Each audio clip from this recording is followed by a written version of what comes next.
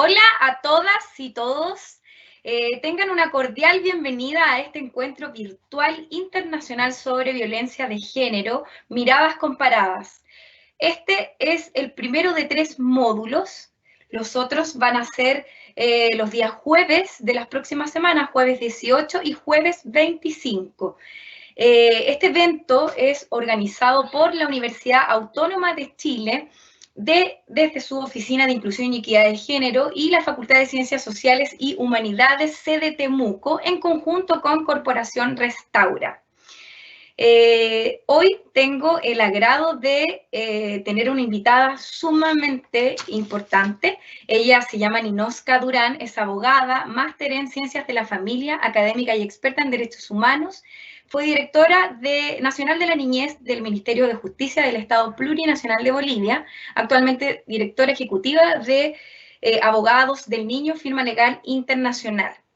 Teníamos otra invitada, pero doy las excusas correspondientes. Ella no pudo estar en este minuto por problemas personales, así que lamentamos mucho que Bárbara no haya podido estar, pero sé que podemos contar con ella para otra oportunidad.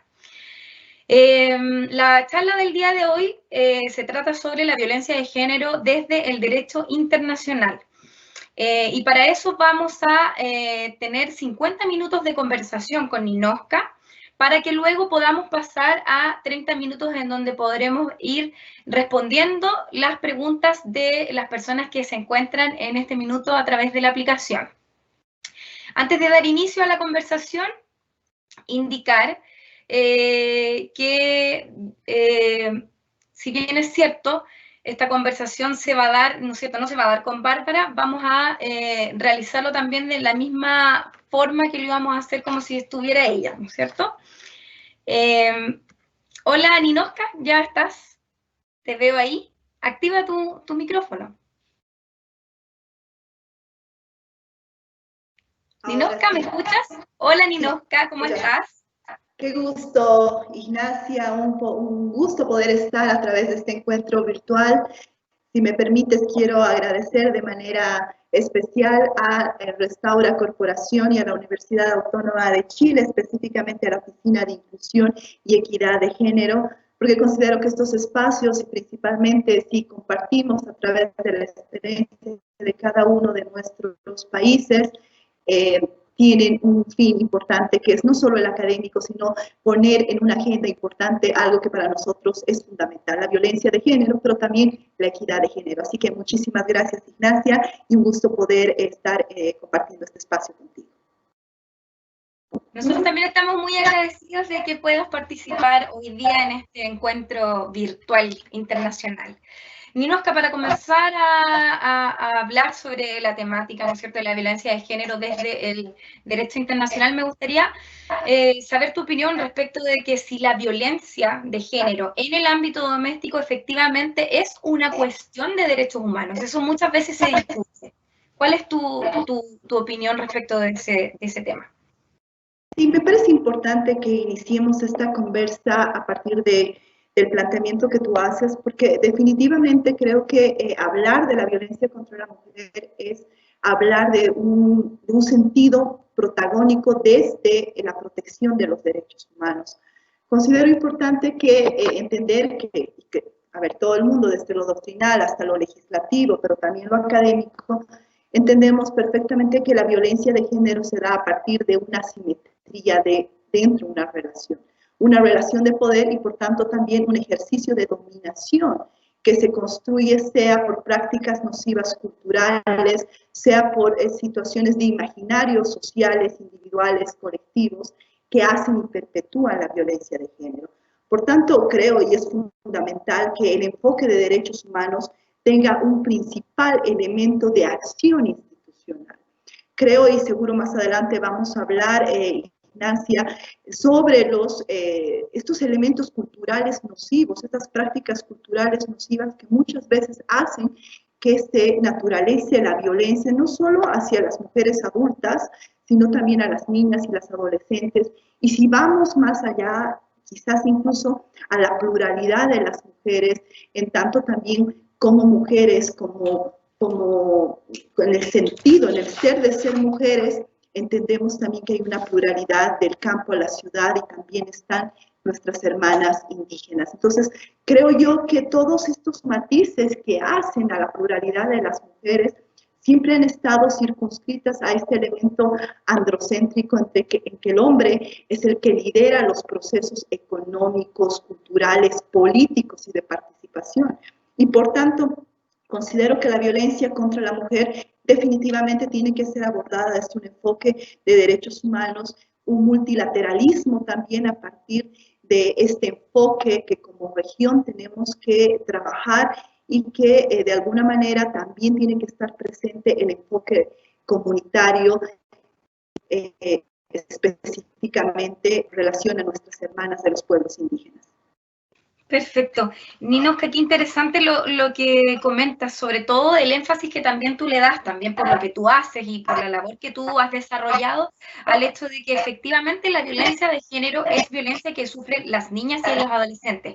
¿Crees que muchas veces se invisibiliza y siempre cuando hablamos de violencia contra las mujeres hablamos de mujeres adultas o la gente cree escuchar sobre mujeres adultas y no refiriéndose a niñas y adolescentes? Sí, ¿hay necesidad de visibilizarlo más? Sí, yo creo, Ignacia, que hay que trabajar muchísimo en un contexto de despatriarcalización y también de descolonización. Bolivia ha avanzado fuertemente en ambos elementos que hemos rescatado de la pluralidad y de la diversidad que tiene el Estado plurinacional de Bolivia. Porque en realidad cuando hablamos del patriarcado, estamos hablando de un sistema fuertemente arraigado en una dominación adultocéntrica e incluso homofóbica. Y este sistema patriarcal de alguna manera lo que genera es una vía de construcción de jerarquías excluyentes en que las niñas, las adolescentes en ese momento no están comprendidas dentro de una visibilidad.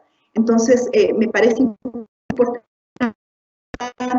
que esta ideología hegemónica a partir del discurso, a partir del lenguaje, no visibiliza a las niñas y a las adolescentes también como sujetos de derecho y por tanto hay una doble vulneración de sus derechos humanos, uno que tiene que ver con esta inequidad de género, pero también con la de protección, tampoco las vean en un sentido mismo de sujetos de derechos. Y por tanto, lo que tú decías me parece muy importante y creo que en el enfoque en el que yo trabajo ya hace bastante tiempo, entender que existen niñas y adolescentes, jóvenes, mujeres, que también son víctimas de violencia, pero hay otras que quizás por este sentido de violencia de género o incluso feminicidio en relación a sus madres, también acompañan estas estructuras patriarcales de violencia.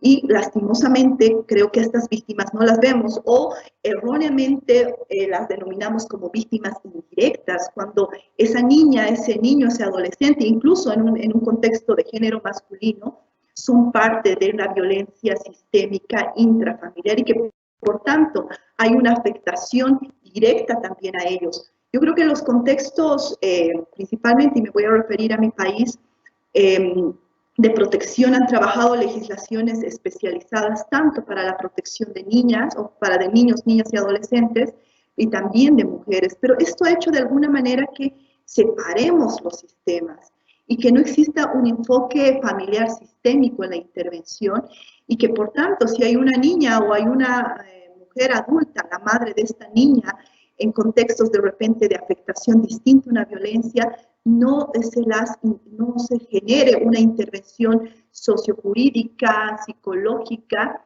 en base a una resiliencia familiar o una estructura de familia. Entonces, considero que si bien la fortaleza de nuestros países ha sido trabajar en legislaciones de protección a cada uno de los sujetos de derechos, también es necesario ahora que los sistemas de protección generen un sistema armónico cuando hablamos de víctimas de un mismo entorno familiar. Claro, un sistema integral. Ninoska, ¿en Bolivia existe el reconocimiento a la violencia de género estrictamente en la ley? ¿hay un concepto de violencia de género o un tipo penal de violencia de género, o es igual como en Chile, que existen distintas normas que establecen algunos tipos penales donde se recoge un poco la violencia de género, pero no directamente? Si me permites ahí, Ignacia, comentarte todo un proceso que nosotros hemos estado y nosotras hemos estado viviendo en estos últimos años. Bolivia ingresa a un proceso constituyente en virtud al cual la demanda, la lucha histórica de los pueblos indígenas, pero también de las mujeres, estas poblaciones históricamente excluidas, demandan una asamblea constituyente para que posterior a una redacción en que las mujeres han tenido un rol protagónico, y creo que, y vale la pena mencionarlo, la pedagogía quizás que las mujeres desde la vivencia de ser mujeres han llevado a esta plataforma constituyente ha sido valiosa. Porque en realidad la Constitución Política del Estado Plurinacional de Bolivia, que se aprueba a través de un referéndum constitucional el año 2009, incorpora un valor fundamental, la equidad de género y la equidad generacional. Y señala además como un mandato constitucional que todas las mujeres tienen el derecho a vivir libre de violencia. Y además señala que va a haber una prioridad absoluta de la atención a víctimas mujeres y víctimas niños. Entonces, este mandato constitucional, Ignacia, nos ha permitido trabajar en una serie de legislación en el proceso postconstituyente que ha tenido estos dos mandatos. Primero, la descolonización y también la despatriarcalización, que como te digo, son dos vertientes que no las entendemos separadas, sino que son parte justamente de entendernos diversas, plurales y con los mismos derechos humanos en el acceso efectivo.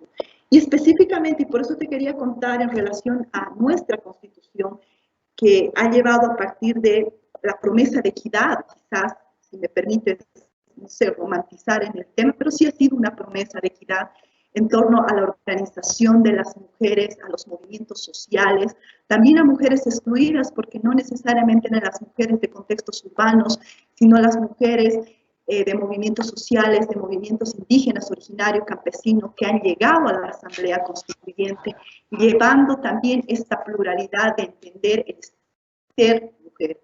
Entonces, creo que la Constitución nos ha dado pie a trabajar un sistema integral de protección institucional dentro del aparato estatal boliviano, y justamente la ley, y aquí ya te respondo específicamente a lo que tú hacías mención, el 9 de marzo del 2013, Bolivia aprueba, promulga la ley integral para garantizar a la mujer una vida libre de violencia. Y esta ley es importantísima en el contexto de equidad de género y también de profundizar este mandato constitucional. ¿Por qué? Porque la violencia feminicida va a ser entendida dentro de un concepto doctrinal, pero también legislativo, como la peor de las violencias, conjuntamente con el infanticidio, que es la muerte a los niños, y le va a dar como, va a generar un tipo penal específico con circunstancias para la comisión y perfección del tipo penal, en la que se va a sancionar sin derecho a indulto con 30 años de presidio a los feminicidas. Y creo que este es un aporte legislativo importantísimo, no solamente para el contexto boliviano, sino para el contexto regional. Pero déjame decirte, Ignacia, también, y por eso para mí es importante narrar que esto no ha sido una concesión, esto no se nos ha dado por un elemento de concesión del Estado, sino que tiene que ver justamente con la lucha de muchas mujeres que a partir de esta organización que han generado, han podido lograr que tengamos esta ley, que tengamos además una pluralidad de leyes importantes en la que basemos la despatriarcalización y la descolonización en el Estado plurinacional de Bolivia. Sin duda, y sin duda que eso también fue un avance que buscó responder también a los estándares internacionales que comenzaron a pujar, ¿no es cierto?, estas luchas a partir de las décadas del 70 y del 80. Y bueno, en Chile a partir del año 1990 y el retorno a la democracia, también esos estándares se hicieron necesarios de aplicar en la legislación, pero me pasa un poco que creo yo que, si bien es cierto, los tratados internacionales son parte integrante de toda la gama de normas que tenemos a la hora de argumentar nuestros procesos y de aplicar la ley, creo un poco que hay ciertas dificultades para gozar de estos derechos humanos, que los tenemos, ¿no es cierto?, en papel, pero que siempre se generan dificultades, pese a eso, para acceder a la justicia, y también dificultades procedimentales que en definitiva van a marcar los procesos y no se va a obtener a lo mejor lo que uno quiere o lo que las mujeres, ¿no es cierto?, víctimas quieren. ¿Qué opinión tienes respecto de eso?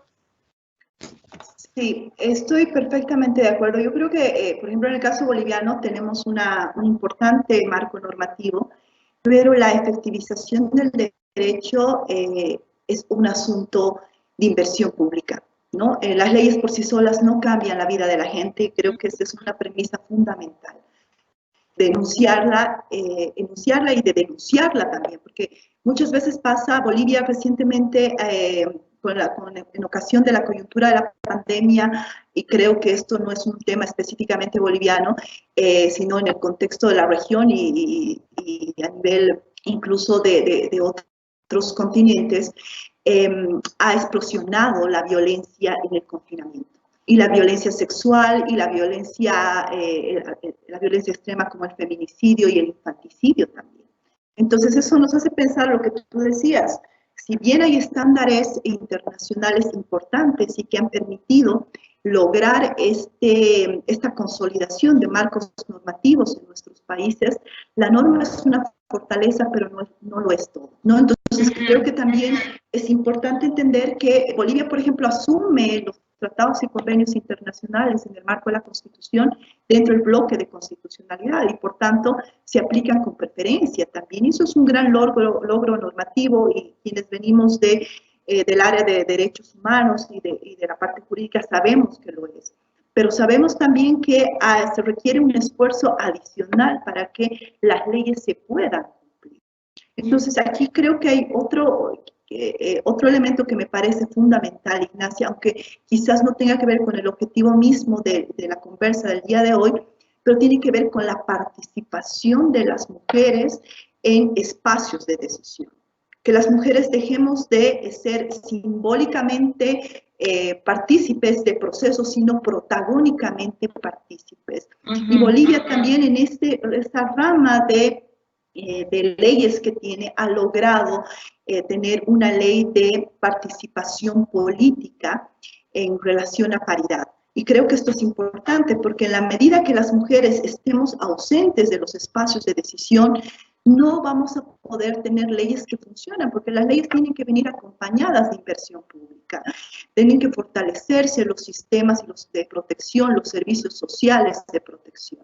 Y en la medida, y también, de que se fiscalice adecuadamente esta inversión. Entonces, creo que también es un tanto la ley, lo que tú mencionas, los estándares, los tratados y convenios internacionales, toda esta gama legislativa que podemos tener como una fortaleza en nuestros países, pero lo otro es la acción a partir de esta fortaleza. Entonces, creo que es importante lo que tú mencionabas, ¿no? Mira, se acaba de conectar Camila Guerrero, que es directora del área penal de la Asociación de Abogadas Feministas de Chile. Ella es magíster en Derecho Penal de la Universidad de Chile y actualmente es abogada del Ministerio Público. Hola Camila, ¿cómo estás? No te escucho, creo que tiene que activar el micrófono. Ay, sí, perdón. Hola a todas, a todos los que nos están escuchando. Muchas gracias por la invitación. Camila, estábamos conversando con Ninosca acerca de los estándares internacionales que, si bien es cierto, las legislaciones tanto de Bolivia como de Chile efectivamente los recogen, ¿no es cierto? Los hacen suyos y dictan leyes, pero pasa que muchas veces en lo procedimental y en la práctica misma no podemos encontrar satisfechas nuestros problemas o nuestras problemáticas legales de violencia, porque siempre hay algo que nos para, algo que nos detiene. ¿Qué opinión tienes al respecto? Sí, estaba escuchando justamente a la colega y Justamente extraño como uno va escuchando y va se dando cuenta que las realidades se repiten. Tenemos estándares. Tenemos recomendaciones internacionales, pero finalmente al momento de llevar a la práctica, vemos viendo cómo estas dificultades de acceso a la justicia, porque son dificultades propias de acceso a la justicia, como concepto que debería entenderse como un derecho que tienen las personas para poder tener acceso y protección frente a violaciones, no solo de facto, sino que también en términos normativos. Entonces, tal vez uno de los ejemplos que podríamos mencionar, además de a todos los que ya se mencionaron, es justamente lo que va relativo a la aplicación de recomendaciones que después derivan de los tratados internacionales. Creo que eso es lo más complejo de aplicar.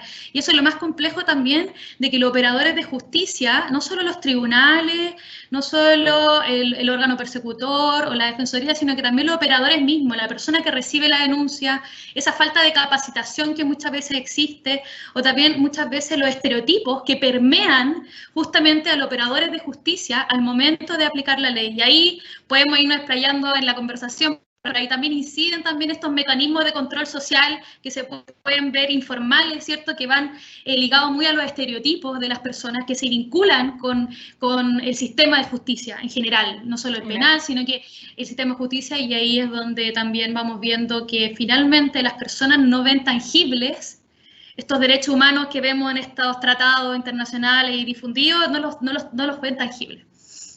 Y en la práctica, ¿los jueces qué tanto consideran los tratados internacionales a la hora de tomar decisiones, a la hora de rechazar denuncias o rechazar demandas?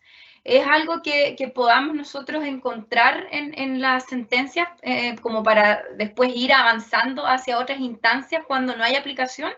¿O cómo lo ves tú desde lo práctico? Yo creo que antes, sí, desde lo práctico yo creo que había un avance, creo que eso es algo que también se lo debemos también al movimiento en general por la lucha de los derechos de las mujeres, los movimientos que también por los derechos indígenas, muchos movimientos sociales que se han ido reflotando en el último tiempo y que van forzando a estos operadores de justicia, que ya sean jueces, fiscales, defensores públicos, policías, a ir aplicándolos cada vez más, pero cuesta. No es tan yo podría mencionar un par de ejemplos. Recientemente ha habido una tendencia en la Sala Penal de la Corte Suprema, por ejemplo, a empezar a reconocer las reglas de Bangkok.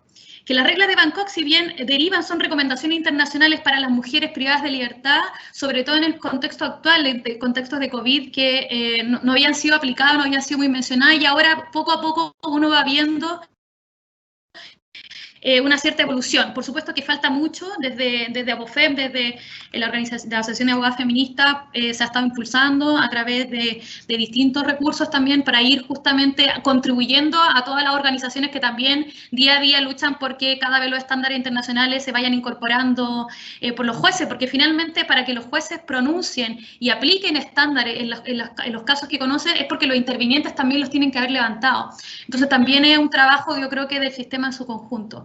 Y sobre eso creo que una de las áreas que está más afectada es todo lo que tiene que ver con las recomendaciones de mujeres privadas de libertad y en el reconocimiento también de los derechos humanos de mujeres indígenas, de mujeres que viven, tal vez personas que están en los sectores más rurales, donde también uno va viendo que el ejercicio mismo de sus derechos para poder acceder a la justicia se ve también dificultado, y eso hace que se vayan topando con muros y paredes para poder primero acceder al sistema, para poder primero recién plantear los derechos que están afectados, y luego se topan con otro muro, porque cuando logran atravesar la barrera de llegar y ingresar al sistema de justicia, el sistema de justicia no siempre está tan capacitado para poder defenderlo y volver o resarcir sus derechos que efectivamente han sido vulnerados. Así es, Camila. Ninosca, en un principio abrí el debate con una pregunta que tenía que ver con el hecho de que en el ámbito doméstico se transgreden o no, o es una cuestión también de derechos humanos. Para mí no hay duda que sí, pero quizás para mucha gente que está escuchando, lo doméstico es lo privado, lo público son los derechos humanos. Se tiende a hacer como esa división. Cuando hablamos de violencia de género en el ámbito privado, ¿no es cierto?, en lo relacional, ¿qué derechos humanos para ti específicamente se transgreden?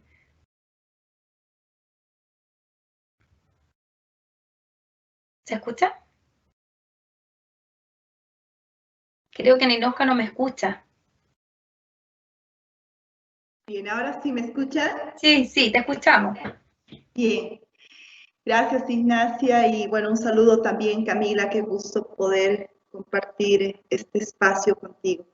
Bien, sí, en relación a lo que tú hablabas, yo creo que esto es fundamental, ¿no? Entender que la violencia no solamente, o sea, la violencia deja de ser un tema privado para constituirse como público en tanto el bien jurídico que estamos lesionando. Entonces, es fundamental entender que cualquier violencia, cualquier sistema de denominación a partir de una lógica de violencia es de contexto público y por tanto es de interés prioritario del Estado. Y que por tanto el Estado tiene que constituirse como un garante de derecho y a partir de ello generar todos los mecanismos de protección. Yo creo que cuando tú mencionas además que otros elementos se vulneran dentro de estos contextos privados, yo creo que es fundamental conversar sobre ellos porque la legislación boliviana también hace mención a ciertos elementos de violencia en torno a las mujeres que vienen muchas veces acompañados de violencia económica, el uso y la manipulación incluso de la hijos, son elementos de repente de contexto y de tejido intrafamiliar mucho más complejos que no necesariamente caen en una violencia física o sexual, pero que conllevan un acoso, una situación intrafamiliar de dependencia también. Entonces, todos esos elementos vinculados a entornos privados también con otras instituciones jurídicas son parte de lo que se constituye como una violencia intrafamiliar sistémica también hacia las mujeres y que definitivamente, como mencionaba en inicio, por el bien jurídico que se lesiona en torno a la violencia contra la mujer, entendemos que la violencia necesariamente es de orden público y que por tanto el garante del derecho tiene que extremar todas las medidas y mecanismos de protección y de prioridad absoluta en torno a las víctimas. Efectivamente. Para ti, Camila, ¿qué derechos humanos se transgreden cuando existe violencia en una relación de pareja?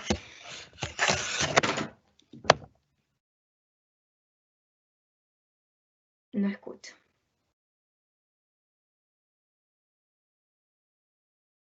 Ahí sí. Creo que primero hay que partir de la premisa de esto de que el Estado, el derecho en general, siempre ha tendido a ver todo lo que tiene que ver en el ámbito de las parejas como algo privado, ¿cierto? Algo que es como no objeto de intromisión por parte del Estado, y bajo esa como falacia inicial está esta como premisa del Estado de yo me intervengo en conflictos que tienen que ver con las personas en sociedad y por lo tanto no me intervengo en los conflictos que puedan surgir en el ámbito interno del hogar.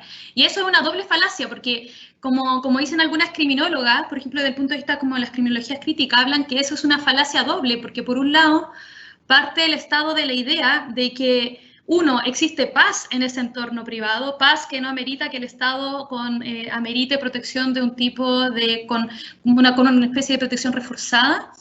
Y segundo, parte de la base de que existen relaciones de igualdad al interior del hogar. Entonces, en esa falacia de que no existe una relación del hogar, no existe una relación en términos igualitarios de poderes, por así decirlo, entre parejas heteronormadas, hombre-mujer, etcétera.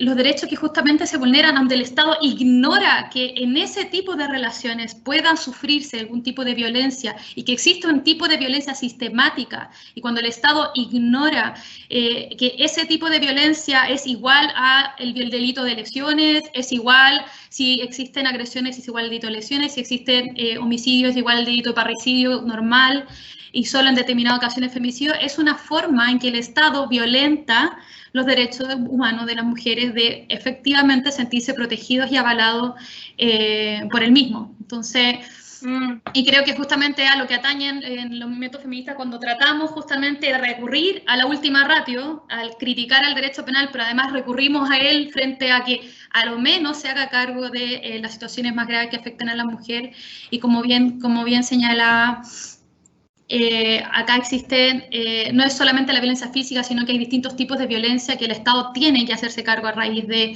las múltiples herramientas que tiene con el derecho. Sí. Y no deja a mí de hacerme eco respecto de lo que ustedes dicen, que aquí hay 2 derechos humanos fundamentales. Uno es la dignidad y otro es la no discriminación, tanto en lo público como en lo privado, sin hacer distinción alguna. Para ti, Ninosca, ¿es la dignidad y la discriminación 2 de los tópicos legales o de los derechos humanos fundamentales a la hora de entender cómo debe ser acogido cualquier transgresión a ellos? Sí, definitivamente creo que la dignidad es el elemento y el componente esencial que se vulnera en torno a un tema de violencia basada en género, ¿no? De lo que hablábamos, estos elementos patriarcales que aún asumen esta relación de poder androcéntrica en la que para los hombres quizás es permitido ciertas conductas en función a el relacionamiento con sus parejas, son elementos que también vulneran de alguna manera el tema de la dignidad y la discriminación basada en género fuertemente arraigada a estos componentes culturales que en algún momento hemos conversado también. Entonces, dignidad y discriminación definitivamente son elementos de grave afectación en torno a la violencia de género. Entiendo entonces que esos patrones culturales legitiman un poco la violencia en la región, porque esos patrones son los mismos patrones que tienen jueces, son los mismos patrones que tienen los agresores y que muchas veces generan que exista una enorme pared para atravesar, para obtener las sentencias y los resultados que buscan, porque también las víctimas buscan repararse, pero también buscan resultados en tribunales. Y muchas veces uno se ve atado de manos. Para ti, Ninosca, ¿cómo tú ves el proceso de Bolivia respecto a estos patrones culturales? ¿Cómo es el trabajo que se hace con los actores que intervienen en los procesos, con los jueces, con los organismos encargados de investigar? ¿Existen recursos del Estado para? Sí, yo creo, Ignacia, y yo hablaba de la ley 348, que tiene que ver con la ley integral para garantizar a las mujeres una vida libre de violencia, que justamente genera la modificación de nuestra legislación penal, incorporando el tipo penal de feminicidio con 30 años sin derecho a indulto.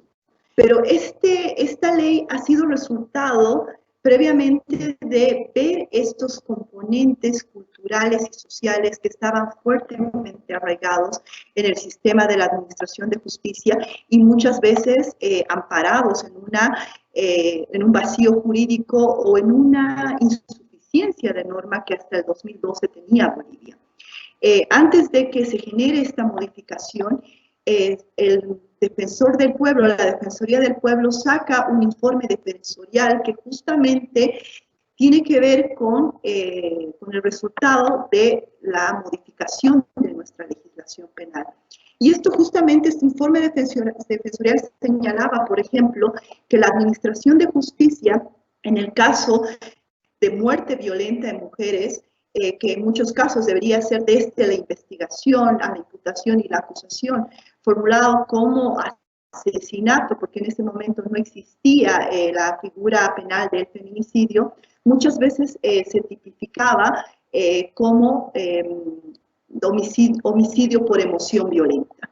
Y esto de alguna manera afianzaba el sistema patriarcal que permitía, que generaba en esta relación asimétrica de poder una permisividad legislativa y que apuntaba al sistema de administración de justicia para que estos casos que eran fuertemente, con componentes fuertemente violentos, sean muchas veces juzgados y sancionados bajo este tipo penal. O en el mejor de los casos, y lo voy a poner entre comillas, cuando digo el mejor de los casos, hablábamos de homicidios simples, cuya sanción también estaba atenuada. Entonces, considero que todos estos elementos que hacen al espíritu mismo de que Bolivia tenga hoy por hoy la ley 348 y haya insertado en su legislación penal este tipo penal, tiene que ver justamente con este análisis fáctico, dogmático, doctrinal, pero también de estos imaginarios que, si bien son sociales, si bien están perpetuados muchas veces dentro de la sociedad hacen que las víctimas no puedan tener un acceso, una restitución de sus derechos y tampoco un acceso oportuno a la restitución de estos derechos. Entonces, creo yo que todo lo que ha pasado en Bolivia es resultante de un proceso, como te decía, de estos elementos que han sido puestos por las propias mujeres y por los propios movimientos de mujeres a una agenda primero social, de una movilización social para luego ser llevada a una agenda legislativa. Y disculpa que te interrumpa, pero cuando tú hablas de feminicidio, ¿de qué manera Bolivia recoge ese tipo penal? Lo quiero poner como aquí sobre la mesa, porque efectivamente acá en Chile igual existe un debate conceptual y acerca de cómo Chile toma este concepto y lo toma a la chilena, por así decirlo, y toma el concepto de femicidio, que ahí Camila nos puede explicar un poco más. ¿A qué te refieres con feminicidio? ¿Qué entiende Bolivia por feminicidio? Bueno, el feminicidio es la muerte a una mujer, pero con una condicionante para el perfeccionamiento del tipo penal. ¿A qué me refiero? Por ejemplo, el autor tiene que ser o haber sido cónyuge, conviviente de la víctima o tener algún tipo de relación, por ejemplo, ¿no? Esto es bien importante dentro de una circunstancia previa que ve el tipo penal, que en realidad es el artículo 252 del Código Penal boliviano. Pero también tiene que ver con que la víctima se haya negado en otras circunstancias también de adecuación del tipo, se haya negado a tener algún tipo de relación con el autor del delito, ¿no? Entonces no necesariamente se encuadra en una relación previa, sino también en el deseo frustrado, si vale el término, del autor por querer tener una relación de índole sentimental, amoroso con la víctima. Y otros elementos, por ejemplo, que tienen este componente de una relación previa o el querer tener una relación con la víctima y que básicamente está promovida por motivos útiles y que tiene que ver con este componente de misógino en el cual se vulnera a la víctima, ¿no? Entonces creo que son elementos, circunstancias en las que el legislador boliviano ha querido dar este contexto previo para la comisión del delito. Entonces, vuelvo a decir, al igual que el asesinato, al igual que el infanticidio, el feminicidio tiene la pena máxima en materia penal que el legislador ha podido establecer para este tipo penal. Y Ninosca, el que existan esas circunstancias, ¿cierto? Al menos para nosotros acá en Chile ha generado mucha crítica, porque de alguna forma nos da a entender el legislador que no está entendiendo de qué se trata la violencia de género, porque lo deja absolutamente circunscrito a las relaciones emocional, amorosa que pueda tener. Para ti, Camila, ¿cómo tú ves este debate que a lo menos acá en Chile es un debate que está abierto desde que se dictó la ley de femicidio? Efectivamente, nosotros cuando estaba discutiendo los cambios a la ley, al delito de femicidio a propósito de la ley Gabriela, dentro de las cosas que más impresionaba en la discusión legislativa era esta todavía resistencia de ¿por qué quieren un delito especial? Y es como la misma discusión que se dio previamente cuando recién se tipificó el femicidio. Y yo me acuerdo que yo ahí les decía, me tocó en su momento ir por Abofem justamente presentando nuestras propuestas, pero también yo les comentamos en nuestra exposición que no es ajeno el hecho de que el derecho penal estableciera diferencias cuando un hombre mata a mujer versus cuando un hombre mata a hombre. Y ahí yo les comentaba que hasta los años 50, si no me equivoco, hasta 1952, 1954, el Código Penal chileno tenía un eximente de responsabilidad, o sea, ni siquiera era un atenuante, una pena más baja, sino que en el artículo 10, número 11, contemplaba que si el cónyuge, la persona mataba a su mujer que yacía con otro hombre, y los mataba a ambos, finalmente estaba exento de responsabilidad criminal. Y eso no ocurría, no había una figura similar cuando hombre mataba a hombre por X motivo. Entonces, ahí nosotros visibilizábamos que por qué el derecho es tan resistente a establecer ciertas como tipificaciones más adecuadas atendidas a fenómenos delictivos puntuales. Porque cuando surge el término feminicidio, que es un término sociológico que recogió el derecho a partir de, en Latinoamérica por Rita Segato, en el mundo por otras sociólogas más también muy metidas en el tema, pero en el fondo cuando la sociología nos trae este fenómeno y nos dice, tenemos, las muertes en el mundo van bajando porque el Estado ha estado más presente y hay fenómenos de prevenciones, ¿por qué las muertes de mujeres están estancadas? Estancadas en el sentido de que no disminuyen, sino que aumenta el número. Entonces, el derecho penal, ¿por qué no se hace cargo de este fenómeno de una forma puntual? Y ahí las estrategias de tipificación en la región son variadas. Ahí, como lo comentaba Ninosca, finalmente hay estrategias que son más restringidas, que recogen el fenómeno sociológico, porque el feminicidio, como el término sociológico, abarca mucho más que el homicidio de mujeres por pareja, sino que también abarca, por ejemplo, el concepto sociológico, abarca las muertes de mujeres como resultado de la acción del Estado. Por ejemplo, el concepto sociológico de femicidio incorpora en las situaciones en los países donde el aborto está totalmente prohibido. Entonces, las muertes de mujeres producto de abortos que se realizan en un concepto sociológico de femicidio es femicidio, porque el Estado vulnera los derechos de esas mujeres al establecer un delito y al no permitirles cometer delito de aborto. En un concepto sociológico también se incorporan aquellas en las cuales hay parejas que instrumentalizan a sus hijos para poder matar a sus parejas, o que matan a sus hijos para dañar a las parejas. Entonces, es súper amplio. Y ahí el derecho penal hay estrategias de tipificación donde dicen, ya, esto es el concepto macro sociológico que explica el fenómeno, y el derecho ahí ha sido con distintas variables. Y Chile, hasta el año pasado, éramos los más parcos, por así decirlo, en la tipificación, porque éramos los que teníamos la forma de delito de femicidio más restringido de la región, que es personas, hombre o mujer, cónyuges o convivientes, y que en virtud de eso mataba a la pareja, a la cónyuge, y tenía la misma pena del parricidio. Por lo tanto, era bastante alejada de las condiciones actuales del fenómeno. La modificación reciente de ahora, con la promulgación de la ley Gabriela de abril de 2020, sin duda es un avance para nuestra legislación, pero ha sido también un desafío para los operadores del sistema de justicia, porque uno puede ver cómo en Chile, en virtud de este cambio, se dispararon los femicidios. Y no es que se disparen porque ahora hay más femicidios, es que ahora estamos captando el fenómeno. Y por eso es que desde el derecho también uno le interpela al Estado para que el Estado regule justamente con figuras específicas los fenómenos criminales puntuales que influyen en violencia estructural hacia las mujeres. Porque finalmente, ahora que vamos a tener la cifra más depurada de femicidio, podemos también hacer prevención. O sea, el Estado, cuando tiene cifras reales de muertes de mujeres, cuando tenga cifras reales también de violencia intrafamiliar específica hacia las mujeres, porque ese otro avance que debería hacer el Estado, y el Estado, al ignorar y no hacer una figura de violencia intrafamiliar por razón de género, separada de la violencia intrafamiliar que hay entre hermanos, también está incumpliendo obligaciones internacionales. Y también hace que esta violencia intrafamiliar de lesiones no se pueda captar por el operador jurídico y después termina en parricidio. Porque si tuviéramos, tal vez en esa instancia, en instancia de familia, en instancia, tuviéramos antes el filtro, podríamos también focalizar la prevención.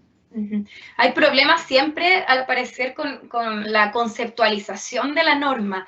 Cuesta un poco y se rescatan ciertos mandatos internacionales, pero la conceptualización encuentra mucha resistencia. Y eso también, lo que tú comentas, tiene que ver un poco con que no existe una definición legal de la violencia de género. Todos lo tenemos que mirar desde la violencia intrafamiliar, entendiendo que la familia, ¿no es cierto?, no es la familia que había antes, sino que hay una formas diversas de relacionarse desde lo emocional y desde lo emocional. Nos quedan 5 minutos para partir con las preguntas de las personas que están a través de la aplicación. Para ir cerrando, ¿ustedes creen que la violencia de género influye en el logro del desarrollo de los países de América Latina, de la región y del Caribe? ¿Creen, Ninosca? ¿Crees tú que es parte fundamental para obtener el real desarrollo que todos anhelamos? Definitivamente. Yo creo que cuando los estados que se conceptúan como estados de derechos, como estados inclusivos, definitivamente tienen que proteger e incluir a las poblaciones históricamente excluidas. Y esto implica generar mecanismos de protección, la inversión pública principalmente, porque una ley puede ser hasta muy coyuntural, hasta muy política, de un mensaje quizás simbólico político que responde a una coyuntura, pero si esas leyes no van acompañadas de una inversión pública que definitivamente es la voluntad política de transformación de una vida digna a las mujeres, pues no estamos hablando definitivamente de una cualidad del proceso de transformación. Creo yo que en la región han habido cambios normativos importantes, creo que se ha avanzado mucho en torno a las leyes de protección en torno a las mujeres, no solamente en el ámbito intrafamiliar, al tema del acoso político, tenemos diversidad de leyes, pero creo que este otro punto es el que sigue, el más importante es cómo efectivizamos estas leyes para que las mujeres puedan tener un acceso oportuno y real a la justicia. ¿Cómo hacemos para que se restituyan sus derechos? ¿Cómo hacemos para que la pluralidad de las mujeres, que también somos diversas, podamos tener una participación real en la construcción de nuestros estados? Porque si no pasa esto, definitivamente seguimos cayendo en el discurso simbólico de entender que las mujeres solo participamos para determinadas coyunturas, pero no así una participación importante y real en la toma de decisiones. Quiero quedarme con esto, entiendo que estamos cerrando solamente para terminar y quiero que nos quedemos por lo menos desde la consolidación que ha apuntado Bolivia.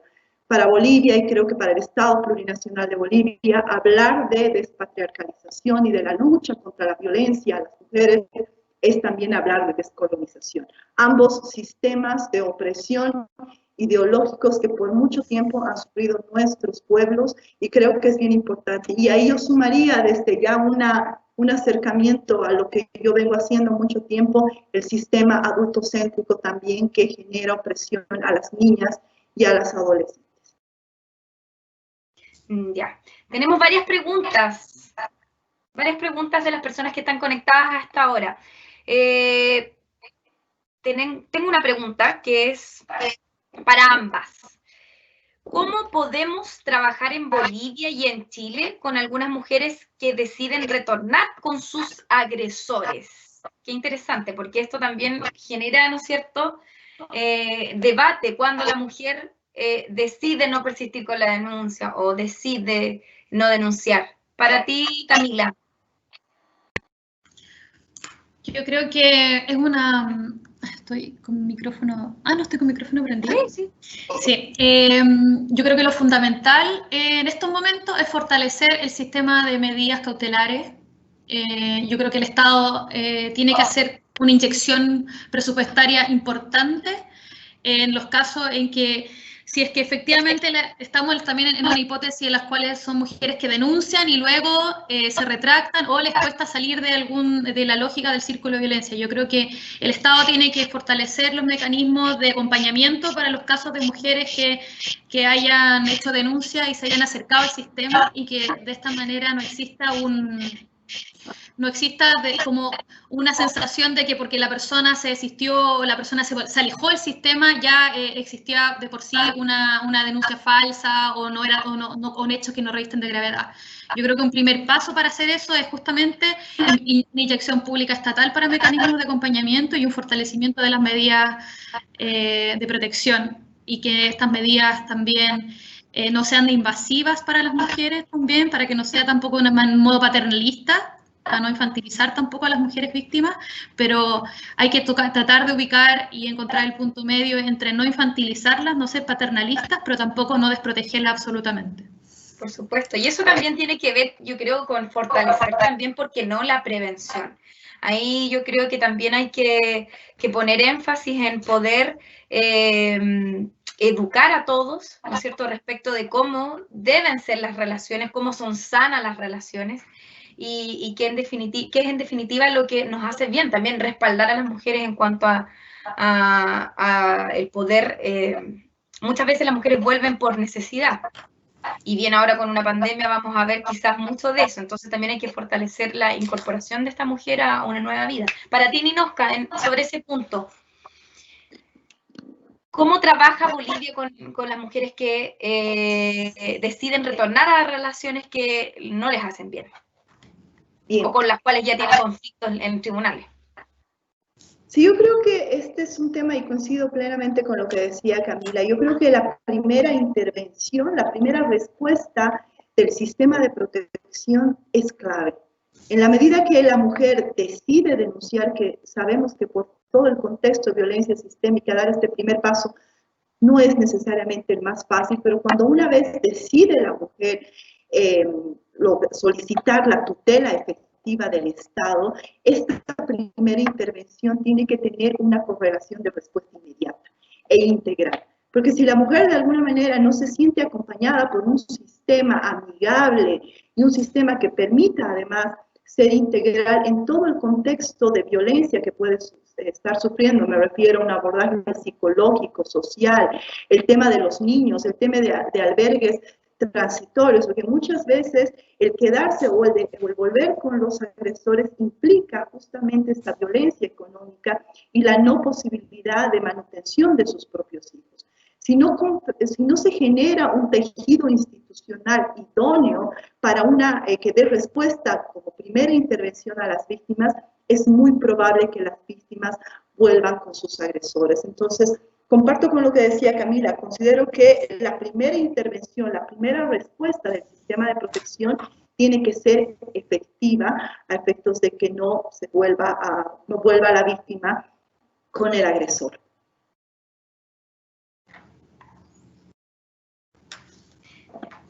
Tengo otra pregunta, muy interesante, por cierto. ¿Cómo intervienen los factores sociodemográficos en lo que respecta a la víctima? Cuando la víctima no tiene los medios económicos, por ejemplo, para hacer abandono del lugar que comparte con el agresor. Para ti, Ninosca. Sí, justamente refuerza lo que ya habíamos mencionado, la violencia económica, el mismo hecho, ¿no?, de que el agresor, y hay que empezar a quitarle el mito también a la agresión, porque la agresión no solamente es física y sexual, por ejemplo, ¿no? El hecho de que se omita prestar la asistencia familiar para la mujer y para los hijos es una violencia económica. Y definitivamente estas mujeres se hallan en mayor situación de riesgo y de vulnerabilidad en torno a la violencia económica también. Otro elemento es lo que mencionaba Camila, el hecho de la utilización de los hijos para situaciones violentas también. Entonces, creo que definitivamente las mujeres en condiciones de vulnerabilidad económica tienen que ser vistas en un sistema diferenciado también para que la política pública, la medida de acompañamiento a ese tipo de mujeres sea distinta quizás en relación a otras víctimas, ¿no? Vuelvo a insistir, la respuesta del Estado tiene que ver al sujeto de derecho en su pluralidad. No todas las víctimas necesariamente vienen de un mismo contexto ni cultural, ni social, ni económico. Y es el Estado el que se tiene que adaptar a esas necesidades y no viceversa. Tengo otra pregunta, y esta es para ti, Camila, tiene que ver con lo que tú haces. ¿Qué pasa cuando un tercero denuncia? ¿Cómo se aborda la investigación en el proceso penal? Bien sabemos que a los terceros les da siempre miedo involucrarse en esto. Dicen, prefiero yo no meterme. ¿Cómo tú lo ves? ¿Cómo se desarrolla esta investigación generada por un tercero? Cuando un tercero que no es víctima denuncia. Sí, que no es víctima. Sí, mira, ahí, bueno, el sistema está justamente pensado para que la víctima sea quien tiene como el inicio de la acción penal para poder activar el sistema en su conjunto. Por lo tanto, muchas veces cuando es otra persona la que en interés legítimo quiere denunciar algún delito por alguna situación, por lo general también se requiere que la víctima pueda ratificar también de alguna u otra forma la situación que está siendo investigada. Sobre todo en casos tal vez como que son de previa instancia particular, delitos que son como que requieren que la persona afectada sea quien acuda al sistema. Entonces, por lo general, cuando desde el operador jurídico, en mi caso puntual yo me dedico más a ver delitos de corrupción en el ámbito del Ministerio Público, pero lo que he visto desde el operador jurídico, justamente después se busca lograr una ratificación también por parte de la misma y cada vez con mayores mecanismos de acompañamiento. Yo, para complementar también un poco con la persona que preguntaba sobre los factores demográficos, sociodemográfico, yo diría además que allí donde existen mayores dificultades de acceso, mayores vulnerabilidades, el Estado debe invertir con mayor cantidad y poder procurar que las barreras de acceso a la justicia se disminuyan. Estoy hablando de mujeres que viven en sectores rurales, mujeres que están en personas migrantes, personas que están más alejadas también del operador jurídico, es donde el Estado debería hacer una inyección mayor de poder proveer que las personas faciliten mucho mayor su acceso, porque como bien decía Ninosca, uno también tiene que preguntarse, cuando hablamos de violencia estructural de género, uno se pregunta por qué vuelven, y por qué vuelven no es, muchas veces ese por qué vuelven tiene que ver con toda la precarización que tienen las mujeres, y sobre todo si hablamos de mujeres que están aisladas de la ciudad o que viven en sectores, en regiones, sectores, lugares que son indígenas o migrantes, por lo general tienen aún mayores complejidades por la violencia económica involucrada, y eso también ahí nos desviamos a temas de que por qué no existe también, no está remunerado la labor de cuidados, que por lo general suelen estar asociados, y ahí en general. Pero para responder también la pregunta, es más complejo cuando terceros denuncian sobre hechos que requieren que la víctima denuncie, pero eso no implica un descarte en sí mismo por el hecho de ser un tercero. Claro, si ahí la víctima declara, ¿no es cierto?, que efectivamente se cometió un delito X o violencia de género constitutiva de delito penal, ¿la investigación avanza? ¿Se toma esa declaración como una denuncia o hay otra figura? Va a depender también del tipo de denuncia que se haga. Entonces, por lo general, esos casos se trata de tomar contacto con la víctima para efectos de ratificar los dichos de la persona denunciante, pero va a depender del tipo de delito. Si estamos en presencia de delitos sexuales, estamos en presencia de violencia, de lesiones, de alguien que presenció alguna violencia intrafamiliar.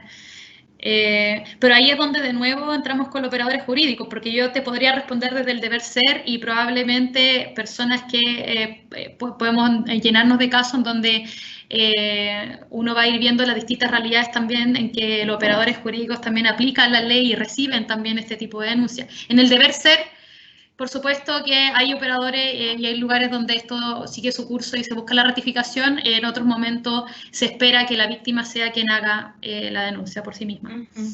Tengo otra pregunta para ti, Camila. ¿En Chile el Estado asume algún tipo de responsabilidad cuando se comprueba que el sistema de protección y sus medidas fallaron cuando ocurre, ¿no es cierto?, un femicidio? Aquí estamos en la situación que lamentablemente pasa muchas veces de mujeres que sí están, por ejemplo, en centros de la mujer, sí están con apoyo, pero pese a eso se comete el femicidio. En esos casos, el Estado definitivamente falla en proteger a las mujeres cuando estamos hablando de casos en los que ella hizo uso de todo lo que pudo haber hecho previo a que efectivamente se cometa el delito. Y ahí es donde uno efectivamente puede empezar a ver justamente tal vez responsabilidades también funcionarias de qué pasó, no se cursaron las denuncias, no hubo una investigación previa, se archivó, por qué se archivó la investigación. Y por supuesto, si es que el Estado falla en su conjunto, uno definitivamente existen las personas víctimas vulneradas, se pueden accionar contra el Estado para sus responsabilidades pertinentes. Cuando el Estado falla de esa manera tan grave, no puede sino hacerse cargo por medio de la reparación posterior. En ese mismo sentido, ya que tú eres penalista, a veces pienso que los estándares probatorios que se exigen de pronto por los tribunales que intervienen no entienden, por así decir, cuál es la dinámica que se da cuando se da un asesinato por género, básicamente.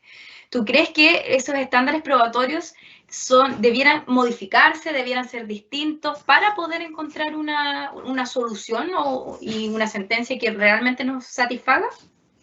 Yo no diría estándares probatorios, yo diría que tiene que ver con un mayor entendimiento para aplicar las atenuantes de responsabilidad penal o la eximente, porque yo creo que si nosotros podemos ver un poco el Estado en determinadas veces dice, está bien que usted mate y no te voy a castigar por eso, o no está tan mal que haya matado y te voy a bajar la pena. Y ahí tenemos estas normas, ¿cierto?, que tenemos en el Código Penal, que atenúan la responsabilidad, que en el fondo dice la norma me permitió a mí actuar de determinada manera o me eximió el Estado de actuar de determinada manera, y hay veces en que uno no tiene ninguna norma permitiva o eximente y por lo tanto hay una norma de sanción, ¿cierto? Yo hice algo que no está permitido y me sancionaron. Entonces el Estado falla en entender que esa lógica también de aplicación de estas como permisos para poder actuar, que son las atenuantes o las eximentes, están aplicadas en un sesgo patriarcal y no neutral. El ejemplo claro es la legítima defensa. Todos los años tenemos casos de mujeres que viven en un círculo de violencia constante, permanente por años, con lesiones también probablemente, con denuncias, y que en un momento no dan más y terminan agrediendo o matando a su agresor, y por eso el sistema, ¿qué hace? En vez de decir, esta persona está dentro de las hipótesis de que estaba permitido actuar así, y no se la aplica. Y el ejemplo claro es la legítima defensa. Y pasa eso porque tenemos la legítima defensa, una de las tantas instituciones que hay en el derecho penal que están pensadas en una lógica masculina, en el fondo, porque no entienden que la agresión actual, en el caso de la violencia intrafamiliar, en el caso del maltrato habitual, nosotros como AOFEMA escribimos a la teoría que escribe la profesora Mirna Villegas, que en el fondo entiende el maltrato habitual como un delito permanente y no un delito como que va ocurriendo como día por día, y siendo un delito permanente, cuando una persona reacciona frente a esa agresión permanente contra su agresor, está dentro de una hipótesis de legítima defensa. Sí. Pero ese entendimiento no es compartido por la mayoría de los jueces en nuestro sistema, y por lo general a esas mujeres no le aplica la legítima defensa porque entienden que no se cumple el requisito de una agresión actual dentro del multiproceso. Gracias, Camila. Como para ir cerrando, quiero también ocupar una pregunta que me pareció bien interesante de la audiencia. Ninosca, textual, me gustaría saber el optimismo de ambas expositoras y si creen que la violencia de género algún día llegue a su fin o por lo menos baje más de la mitad en los porcentajes estadísticos actuales. ¿Qué leyes se implementarían específicamente para obtener mejores resultados? O sea, a Bolivia, ¿qué le falta o qué nos falta como región? Gracias, Ignacia. Yo creo, como lo he mencionado en este conversatorio, creo que en el caso boliviano tenemos un bagaje importante de leyes que acompañan no solamente la violencia de género, sino otros elementos para cerrar la brecha de inequidad de género en Bolivia.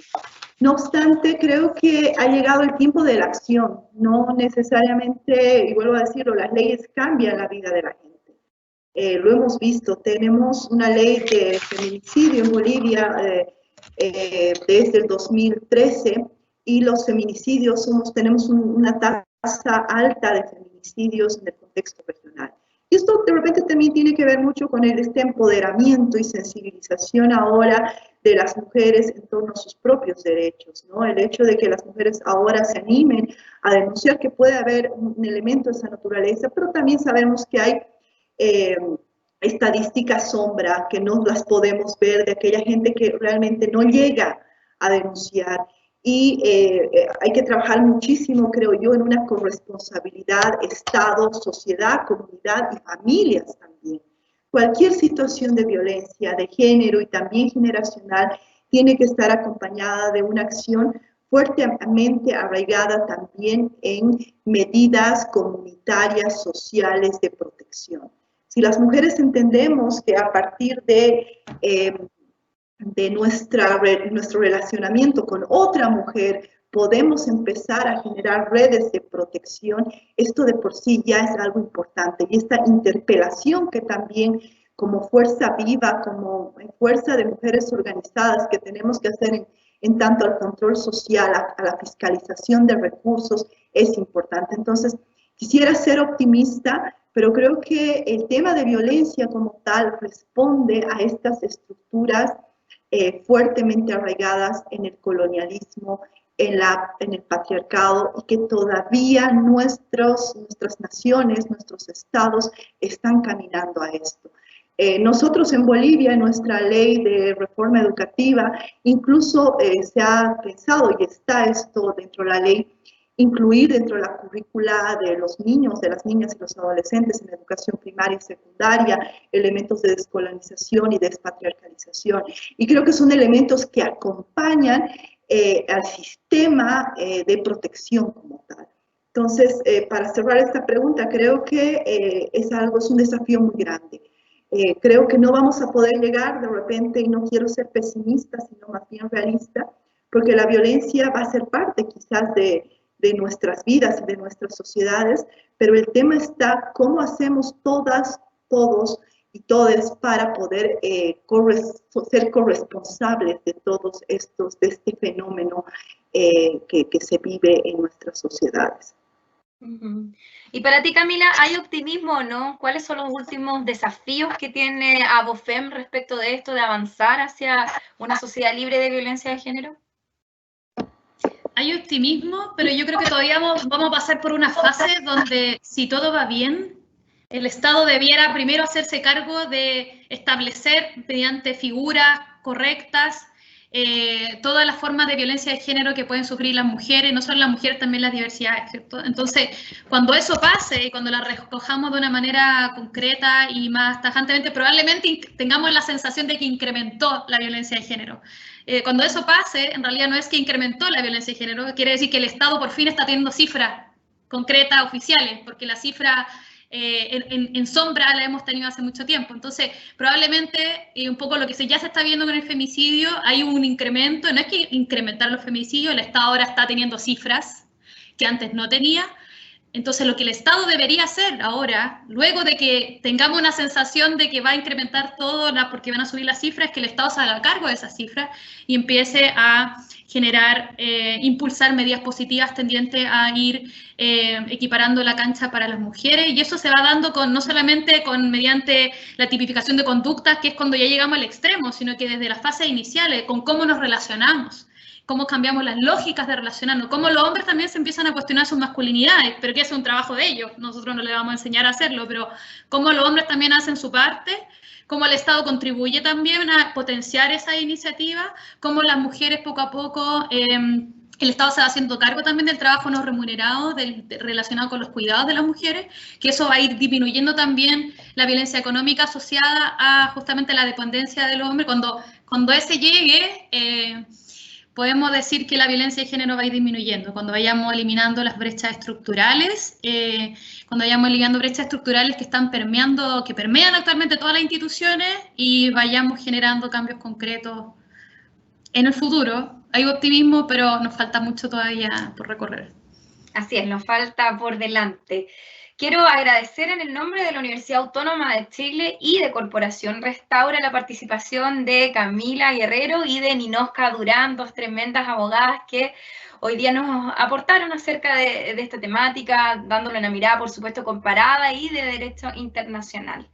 Los dejo cordialmente a todos invitados para el próximo jueves 18, es a las 3 de la tarde, si no me equivoco, donde vamos a tener también invitadas internacionales que nos van a conversar acerca de la violencia de género. Son expertas en la materia, así que va a ser una tremenda instancia para aprender y para educarnos sobre esta temática tan importante. Los dejo, gracias. Gracias, Camila, Chao. gracias, Ninoska. Chao. Gracias a todos. Chao, chao.